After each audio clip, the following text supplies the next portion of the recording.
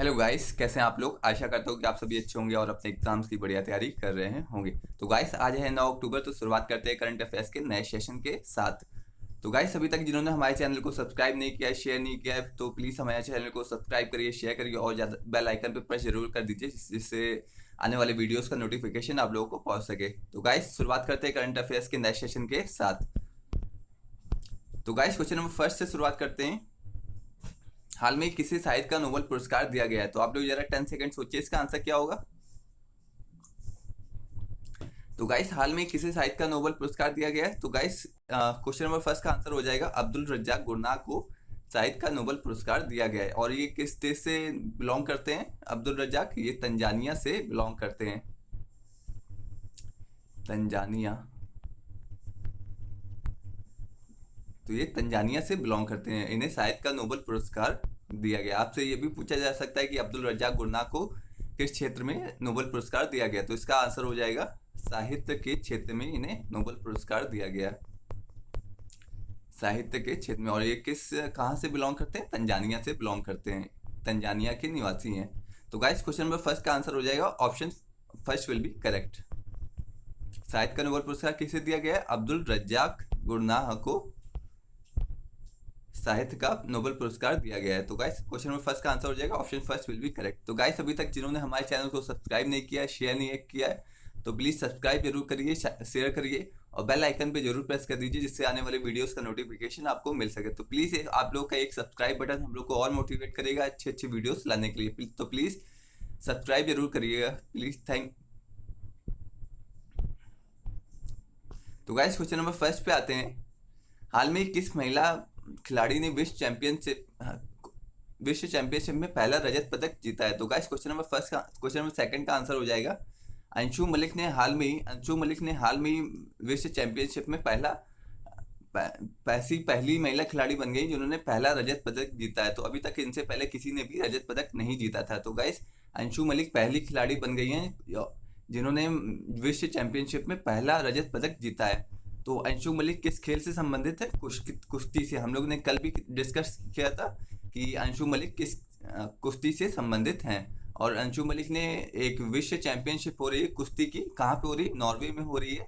और यहाँ पे उन्होंने सिल्वर मेडल जीता है। कौन सा मेडल जीता है? सिल्वर मेडल जीता है, रजत पदक जीता है।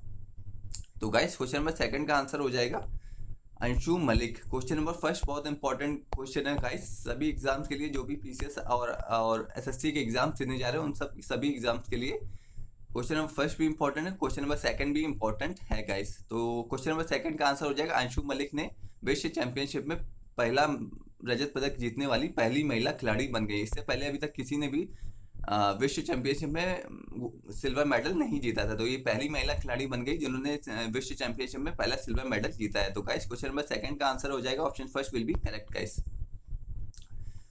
तो अंशु मलिक इसका आंसर हो जाएगा क्वेश्चन नंबर सेकंड का answer option first will be correct guys. तो गाइस, क्वेश्चन नंबर थर्ड पे आते हैं। हाल में ही साहित्य का नोबेल पुरस्कार जीतने वाले अब्दुल रज्जाक किस देश के हैं? तो हम लोग ने ऊपर डिस्कस किया कि अब्दुल रज्जाक किस देश के हैं? तंजानिया के हैं,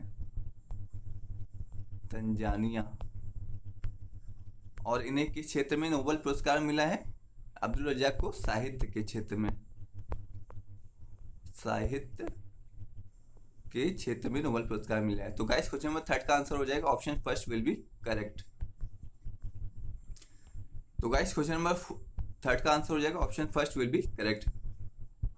तो गाइस, क्वेश्चन नंबर फोर्थ पे आते हैं। ये भी इंपॉर्टेंट क्वेश्चन है गाइस। शांति का नोबेल पुरस्कार, जितने भी नोबेल पुरस्कार है, शांति का हो गया, साहित्य का हो गया, शांति का हो गया, ये सभी इंपॉर्टेंट क्वेश्चन होते हैं आपके एग्जाम के लिए। तो गाइस, इन्हें आप लोग एक जगह अच्छी जगह नोबेल पुरस्कार बना के नोट डाउन कर लीजिए, जिससे आप लोग आसानी से रिवाइज कर सके जितने भी सारे नोबेल पुरस्कार हैं। तो एग्जाम में जाने से पहले एक बार जितने भी नोबेल पुरस्कार हैं उन सबको रिवाइज करके जाइएगा, क्योंकि यहाँ से क्वेश्चन सीधे सीधे पूछे जाएंगे आपके एग्जाम्स में। तो गाइस, क्वेश्चन नंबर फोर्थ का आंसर हो जाएगा हाल में किसे शांति का नोबेल पुरस्कार दिया गया है? तो इसका आंसर हो जाएगा मारिया रेस्सा। मारिया, इधर रेस्सा होगा गाइस, मारिया रेस्सा। तो इसका एक मारिया रेस्सा हो जाएगा और दमित्री मुराताव भी हो जाएगा। इन दोनों को शांति का नोबेल पुरस्कार दिया गया है। तो गाइस, मारिया रेस्सा को भी दिया गया है, दमित्री मुराताव को भी शांति का नोबेल पुरस्कार दिया गया है। तो क्वेश्चन नंबर फोर्थ का आंसर हो जाएगा option third will be correct. Maria Ressa भी हो जाएंगी, दमित्री मुराताओ भी हो जाएंगी, तो इसका क्वेश्चन नंबर फोर्थ का आंसर हो जाएगा दोनों। क्वेश्चन नंबर फोर्थ का option third will be correct. तो गाइस क्वेश्चन नंबर फोर्थ भी इंपॉर्टेंट क्वेश्चन है आप लोग के एग्जाम्स के लिए, तो प्लीज इसे भी आप लोग याद रखिएगा। तो गाइस हाल में क्वेश्चन नंबर फिफ्थ पे आते हैं, हाल में किस कंपनी ने एयर इंडिया को खरीद लिया है। तो गाइस क्वेश्चन नंबर फिफ्थ का आंसर क्या होगा आप लोग सोचिए जरा 10 सेकेंड। हाल की बड़ी घटना हुई है, तो हाल में किस कंपनी ने एयर इंडिया को खरीद लिया है। तो गाइस टाटा समूह ने एयर इंडिया को खरीद लिया। टाटा समूह की स्थापना जे.आर.डी. टाटा ने की थी। तो जे.आर.डी. टाटा ने एयर इंडिया की स्थापना की थी, कब की थी, 1932 में। तो एयर इंडिया को किसने खरीदा है, टाटा समूह ने खरीद लिया है। कितने हजार की बोली लगा के खरीदा है, 18,000 करोड़ की बोली लगाकर खरीद लिया। 18,000 करोड़ की बोली लगाई है टाटा ने, और स्पाइस जेट को पीछे छोड़ दिया बोली के मामले में। तो टाटा समूह ने एयर इंडिया को खरीद लिया है कितने हजार करोड़ की बोली लगाकर, 18,000 करोड़ की बोली लगाकर, 18,000 करोड़ की बोली लगाकर एयर इंडिया को खरीद लिया। एयर इंडिया क्यों खरीद बेचा क्यों गया, क्योंकि ये 8,000 करोड़ के घाटे में चल रही थी। 8,000 करोड़ के घाटे में चल रही थी, तो सरकार के लिए इतना घाटे में इसको घाटे से उबारना मुश्किल हो गया था, तो इसलिए उन्हें सरकार ने एयर इंडिया का विनिवेश कर दिया। विनिवेश मतलब एयर इंडिया ने विनिवेश किया। विनिवेश का मतलब सर कि किसी कंपनी के जो भी सरकार के पास जितने भी शेयर है उसको बेच देना किसी निजी हाथों में। तो एयर इंडिया का विनिवेश कर दिया गया है, और कितने हजार की बोली लगाई है टाटा समूह ने, 18,000 करोड़ की बोली लगाई है टाटा समूह ने। और एयर इंडिया की स्थापना कब हुई थी, 1832 में जे.आर.डी. टाटा ने इसकी स्थापना 1932 में 1932 में एयर इंडिया की स्थापना कब हुई थी, 1932 में। किसने की थी, जे.आर.डी. टाटा ने। जे.आर.डी. टाटा जे.आर.डी. टाटा ने इसकी स्थापना की थी, एयर इंडिया की स्थापना। तो गाइस क्वेश्चन नंबर फिफ्थ का आंसर हो जाएगा option first will be correct. तो टाटा समूह ने एयर इंडिया को खरीद लिया है 18,000 करोड़ की बोली लगाकर। किसको पीछे कर दिया, स्पाइस जेट ने भी बोली लगाई थी 15,000 करोड़ की, तो स्पाइस जेट को पीछे कर दिया बोली के मामले में, और इन्होंने टाटा समूह ने एयर इंडिया को खरीद लिया है। तो एयर इंडिया को खरीदा क्यों गया है कि एयर इंडिया घाटे में चल रही थी। कितना घाटा था एयर इंडिया पे सरकार का, 8,000 करोड़ के घाटे में चल रही थी एयर इंडिया।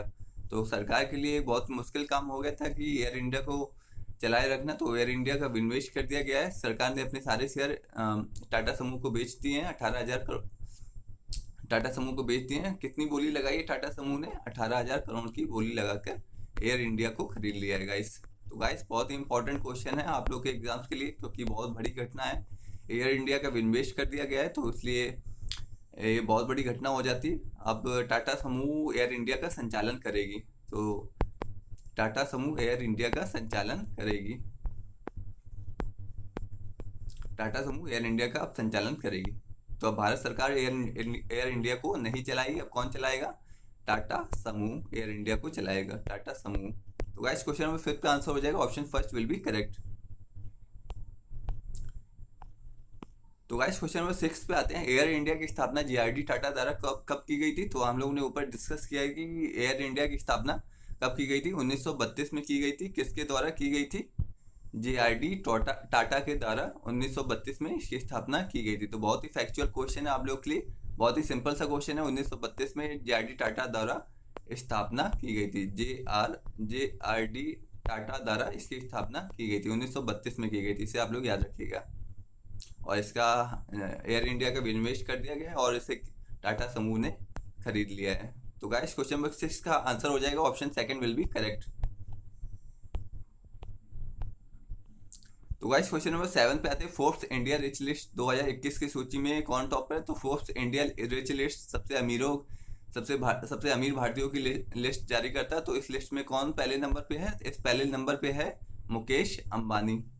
तो मुकेश अंबानी 13 वर्षों से शीर्ष पे बने हुए हैं। दूसरे स्थान पे कौन है, गौतम अडानी। तीसरे स्थान पे कौन है, शिव नाडर।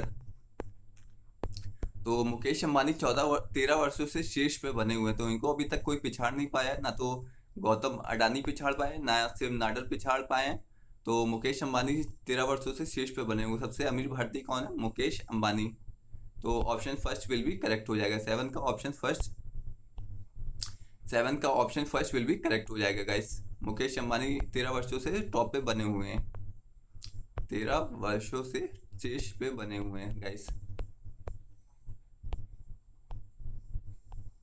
तो गाइस क्वेश्चन नंबर 8 पे आते हैं। हाल में ही वित्त मंत्री ने कितने स्टार्टअप को यूनिकॉर्न सूची में शामिल होने की जानकारी दी है? तो हाल में वित्त मंत्री ने कितने स्टार्टअप को यूनिकॉर्न सूची में शामिल होने की जानकारी दी है गाइस? तो आप लोग इसका आंसर सोचिए, 10 सेकंड क्या होगा?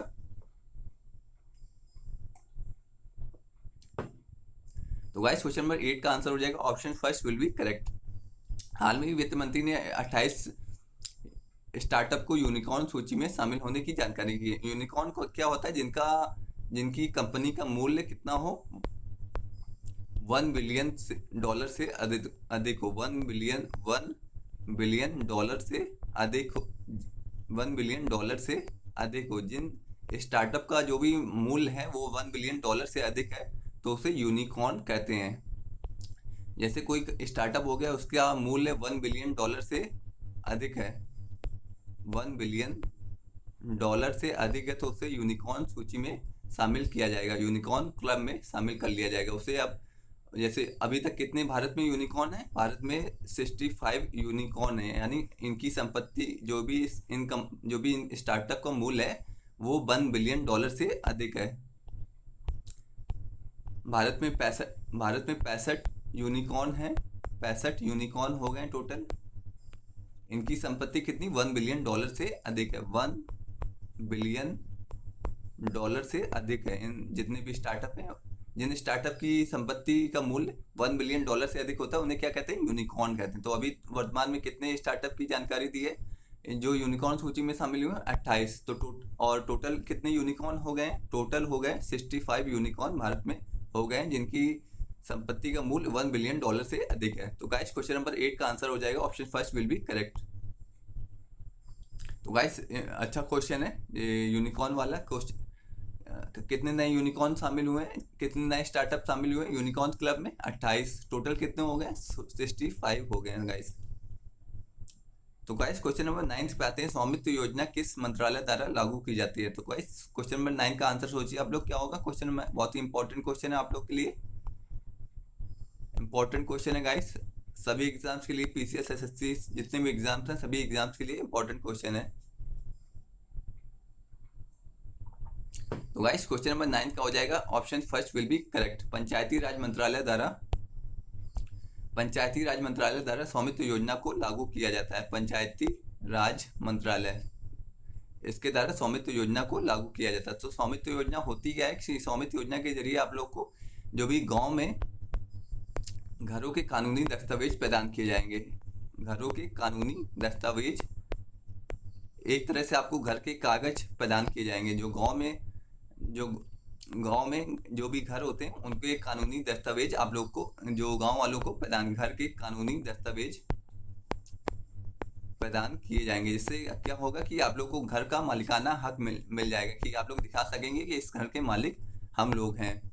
तो उससे फ़ायदा क्या होगा कि जो भी गांव में कब्जे की समस्या होती है कि लोग दूसरों के घरों पे कब्जा कर लेते हैं, वो अब संभव नहीं हो पाएगा, क्योंकि आपके पास जो भी घर के कानूनी दस्तावेज होंगे कि आप लोग ये दिखा सकेंगे कि हमारे पास घर के कागज है। तो स्वामित्व योजना के तहत आप लोग को घरों का मालिकाना हक प्रदान किया जाएगा।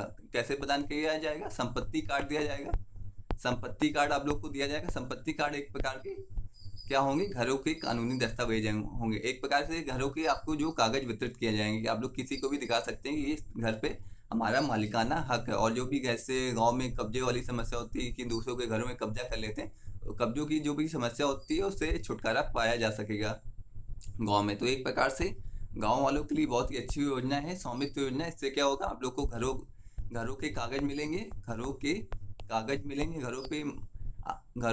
मिलेंगे और घरों पे आपका मालिकाना हक होगा। और इससे फ़ायदा क्या होगा कि कोई भी जो गांव के लोग हैं दूसरों के घरों पे कब्जा नहीं कर पाएंगे, दूसरों के घरों पे कब्जा नहीं कर पाएंगे। तो एक गांव वालों के लिए बहुत ही अच्छी योजना है स्वामित्व योजना। तो इसका क्रियान्वयन कौन करता है? पंचायती राज मंत्रालय द्वारा स्वामित्व योजना का क्रियान्वयन किया जाता है। तो गाइस क्वेश्चन नंबर 9 का आंसर हो जाएगा ऑप्शन फर्स्ट। तो गाइस क्वेश्चन नंबर 10 पे आते हैं।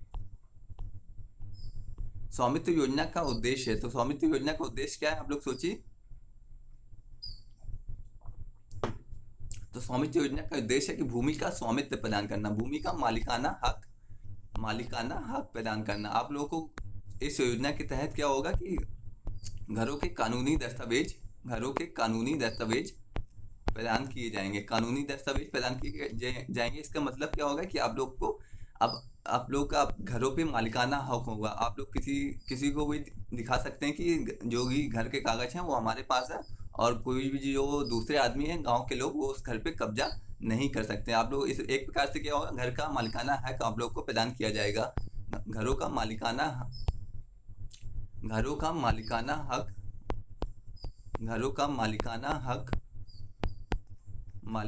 हक इस योजना के तहत प्रदान किया जाएगा सभी गांव वालों को मालिकाना हक।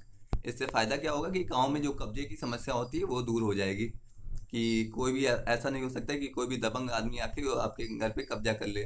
तो आप लोग इस योजना के तहत आप लोग को घरों के कानूनी दस्तावेज दिए जाएंगे और आप लोग को घरों पे मालिकाना हक मिलेगा। इससे वो क्या होगा कि कोई भी आदमी आपके घर पे कब्जा नहीं कर सकता। आप लोग ये कानूनी दस्तावेज दिखा सकते हैं कि सरकार ने हम लोग को ये कानूनी दस्तावेज दिए हैं और इस घर पे हमारा मालिकाना हक है। तो गाइस क्वेश्चन नंबर 10 का आंसर हो जाएगा option first will be correct. तो गाइस ये थे आज के मोस्ट इंपॉर्टेंट क्वेश्चन। तो गाइस क्वेश्चन नंबर 10 भी इंपॉर्टेंट, ये 9th और 10th बहुत इंपॉर्टेंट है। स्वामित्व योजना वाले क्वेश्चन बहुत इंपॉर्टेंट है, और साहित्य का नोबेल पुरस्कार भी बहुत इंपॉर्टेंट है। साहित्य का नोबेल पुरस्कार इंपॉर्टेंट है, ये इंपॉर्टेंट है। साहित्य का नोबेल पुरस्कार भी इंपॉर्टेंट है, ये भी इंपॉर्टेंट है। विश्व चैंपियनशिप में पहला रजत पदक जीतने वाली कौन सी महिला खिलाड़ी बन गई है? अंशु मलिक। तो गाइस ये थे आज के मोस्ट इंपॉर्टेंट। साहित्य का नोबेल पुरस्कार बहुत इंपॉर्टेंट है गाइस, ये आप लोग याद रखिएगा। और ये जो तंजानिया वाला आंसर है उसे भी आप लोग याद। साहित्य और शांति का नोबेल पुरस्कार बहुत इंपॉर्टेंट क्वेश्चन है गाइस। तो गाइस ये थे आज के मोस्ट इंपॉर्टेंट करंट अफेयर्स। मिलते हैं करंट अफेयर्स के नेक्स्ट सेशन में। तब तक आप लोग अपने एग्जाम्स की बढ़िया तैयारी करिए। Thank you so much guys.